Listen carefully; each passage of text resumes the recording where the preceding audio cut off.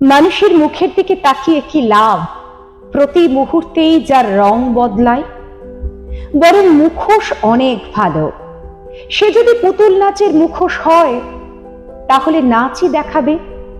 যদি হয় অসুরের মুখোশ তাহলে সে কখনোই বৌদ্ধ সন্ন্যাসী হয়ে পরকালের কথা শোনাবে না। যদি হয় রাজা বা মন্ত্রীর মুখোশ, তারা শুধু খাজনাই চাইবে।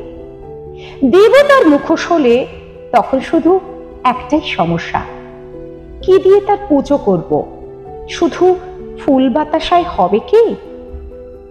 মানুষের মুখের দিকে তাকালে তখন একটা নয়, অনেকগুলো প্রশ্ন।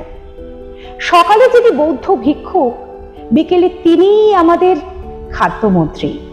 সকালে যিনি এক মুঠো চালেই খুশি, বিকেলে তিনি চালের চোরাচালানকারীদের পৃষ্ঠপোষক। আবার মাঝরাত্রি তার নিজের ঘরে তখন অন্য চেহারা। হতে পারে তখন তিনি একজন অসুর, অথবা গাধা, অথবা অনেক কিছু। মানুষের মুখের দিকে তাকিও না, যদি পারো তার ভিতরে ঢোকো, মানুষটার ভিতরে। অথবা দূর থেকে তাকে সেলাম জানাও। তারপর যে পথ ধরে সে হাঁটছে তার অন্য পথ দিয়ে তুমি এগিয়ে যাও।